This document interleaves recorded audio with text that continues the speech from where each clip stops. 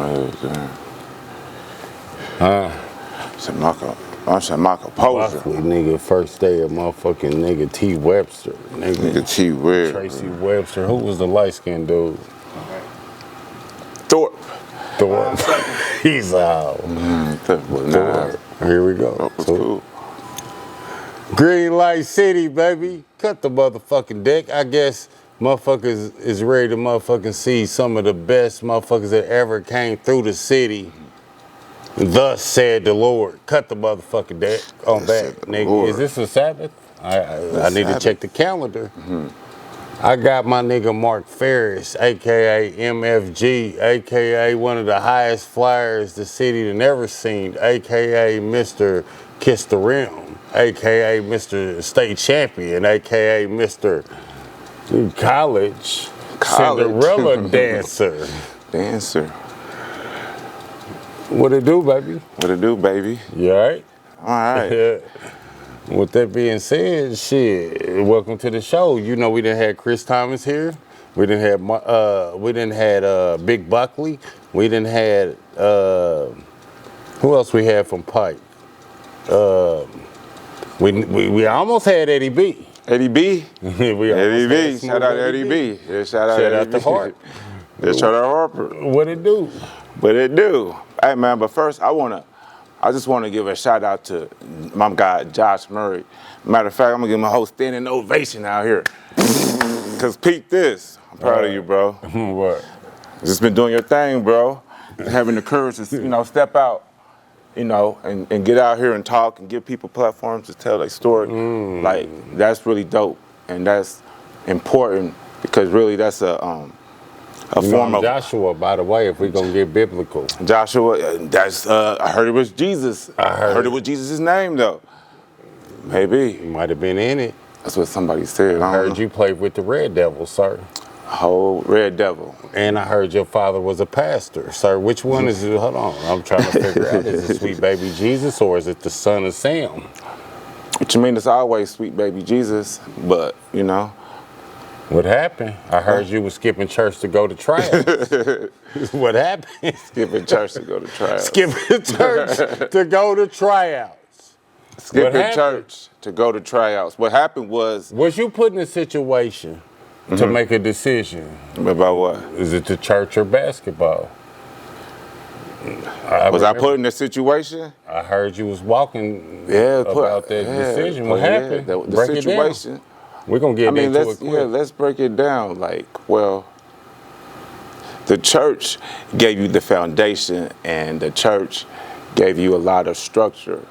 At the same time, the church wanted to keep you away from the adversaries, You know what I mean? Just the different factors that could get somebody off kilter and then, go astray from the Lord. With that ego, get feeling like they bigger than the situation. They the statue.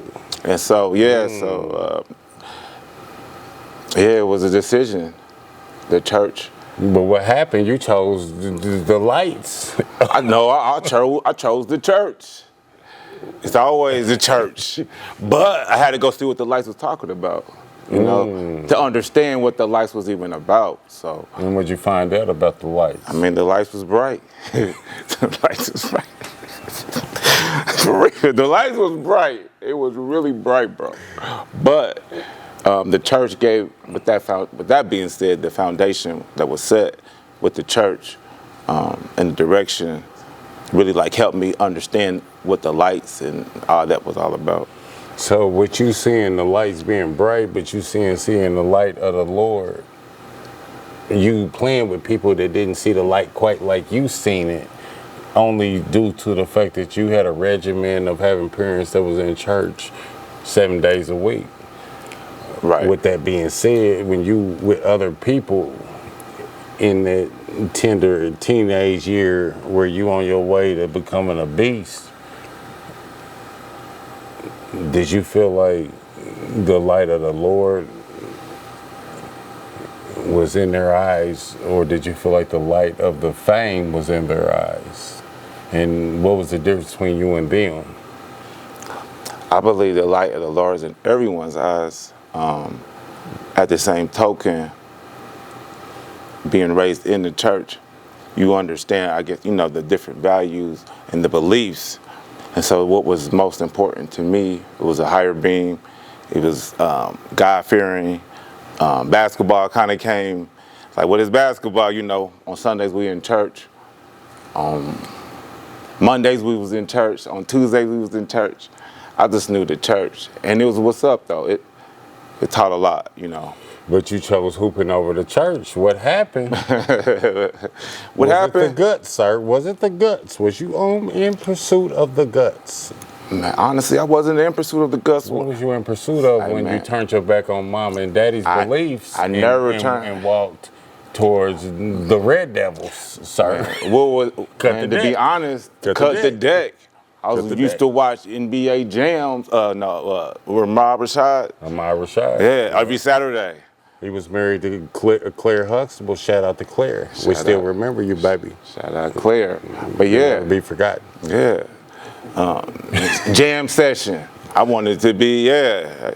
Who And was the coldest motherfuckers with your eyes wet to the church that you seen in the athletic form watching NBA jams? Who was like, ooh, look at that motherfucker? I mean, I grew up, man. My older brother, Steve Farris, Lamar Owens, Kevin Weathers, Henry. You know what I mean? They was Who all reminded you of Sweet Baby Jesus on or off TV? Was it Michael? Michael. Who was it? Oh yeah, yeah. Who was the one where you said, hold on, Hold on, what you Stop mean? the music. It was Reggie. What you talking about? Reggie? Come on now. It was Reggie. What you mean? It was Reggie. Reggie was out there. Push off Reggie. Man, push off Reggie. Hey, hitting them threes. Yeah. Reggie was yeah. That was the first person I was like. Did he inspire you to shoot the threes? I remember you had a 15-footer, but I don't remember a 23 and a half foot. Nah, Reggie was just, I felt like It Reggie. captivated your imagination. He just, to me, he had heart. You He know? did have heart. It wasn't even like he His had all sister the, scored 100 points, you remember? I don't remember, but Cheryl. I heard about it. Yeah, Yeah. 100 points. I heard she was cold. Her, Will, the list stops. Maybe DeJuan Wagner Jr. Yeah. So, at this point, you was a backyard player coming through the church. Now you didn't walk to this practice. Unknown. I know. What year was it? Sophomore? Yeah, like sophomore year, I was like, I'm going to play because I was like, at this point, I wanted to see what I could do. And it's like you said, can't have no fear. It was like, okay, let's see. Let's do it. Let's go. Go time. So by sophomore year, I was like, no matter what, I'm going to go and I'm going to see what I could do. So, I think it was a experience a year before at driver's ed where you was recognized. Right? Yeah, my driver's ed teacher. I think his name was like Ed O'Bannon. He and I was with Webster. Not Ed O'Bannon. I don't know. I mean, he was a coach at Butler, put it that way. But he used to drive. He was a driver's ed teacher for real. Ed O'Bannon. I don't know. Maybe it wasn't him, but Yeah. it was somebody. Yeah. But he was cool though. It was me and my guy Webster, and we was in driver's ed, and we told him we could play ball, and he was like, really? And we was like, yeah. He was like, okay. And the next day, Alan Dorner pulled me out of class, like, let's He heard individual. about you. Yeah, he called him. He Next said, thing come you to know. weight training. Yeah, he told me to come to weight training. And the first day of weight training, it was like Isaac, it was Jab, it was CJ McCullum. They was out there, and I came out there when when they had them jean shorts Yeah. and some like what's they called with the Adidas, but they was like the low top with the shell toe. Yeah. Oh man, they was roasting me, bro. Mike was just giving it to me. They was like, look, and then Shout out to Twin. man, look, Give it to him. Look, Mike was He like, deserved it. no, Jab was like, hey, Jabbo. he told me what he was like, but why this Yeah. dude got the V-neck on? Man, well, I look at them with the straightest face and said, man, it can stand for varsity. Bro, hey, real talk. And they just looked at me like, okay. Yeah. Yeah. That was it. Like, yeah, okay. Next thing you know, so you start taking flight. When did Pike give you the approval? What play was it? What happened? Man, Pike, honestly, it was all love. You know, that's why. But I'm saying on the court when they was like, wait a minute, goddamn it, because I know when I seen it.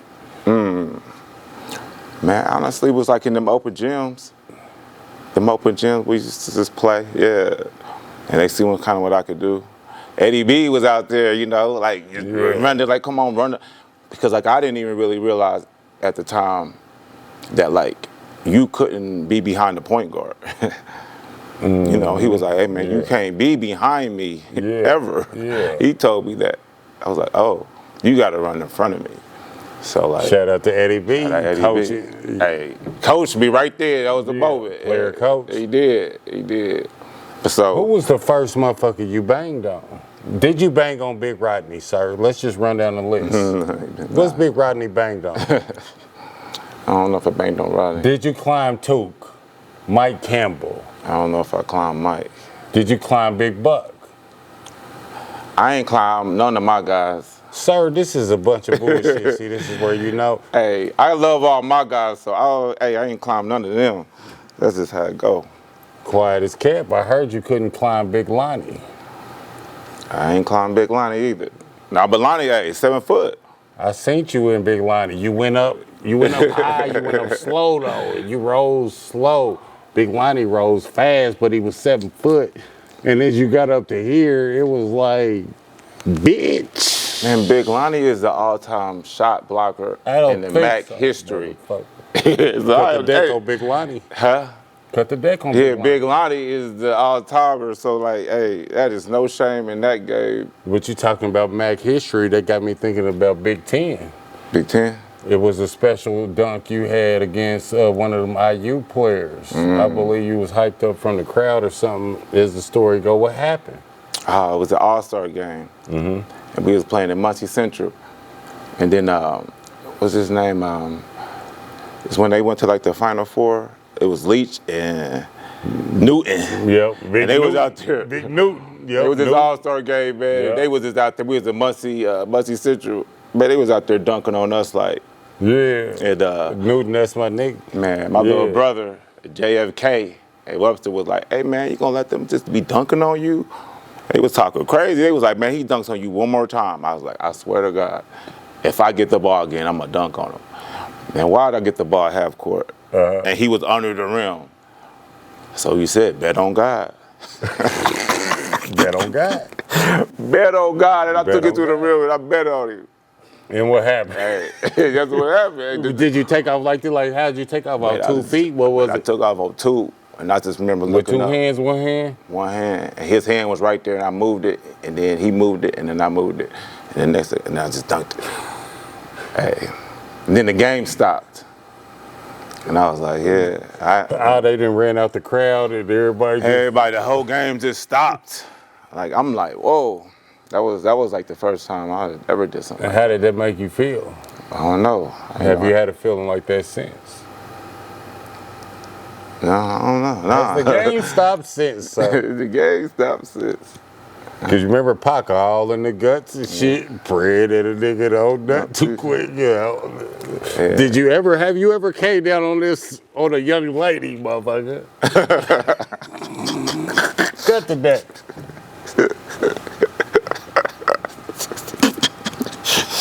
Was a hang time. No Diddy. Man, he's stupid. You don't have to answer that. Yeah, don't comment. With that being said, what was your coldest dunk you ever had? Coldest dunk?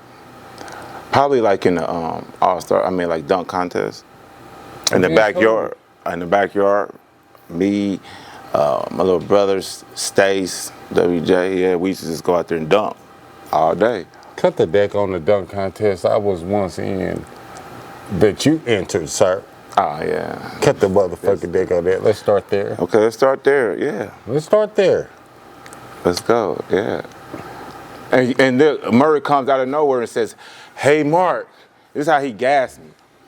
Don't do your windmill. And what'd you say? No, because it was, you said, don't do your windmill till after I do mine. Whole time he was already plotting to win. Plotting me. So we I ain't know. Look, and I ain't know. I'm like, okay. I told you don't do your windmill, sir, because you didn't dunk it hard enough.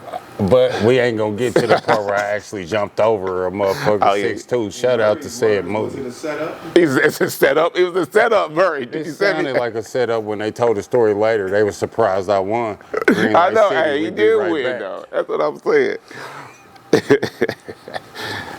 Yeah, that's funny. It was a setup. Motherfucker, I told you don't do the windmill because you hitting it too soft. Yeah, you like, let's do the I windmill. said, nigga, do the 360 where you drop it in because you going to drop it soft regardless. But you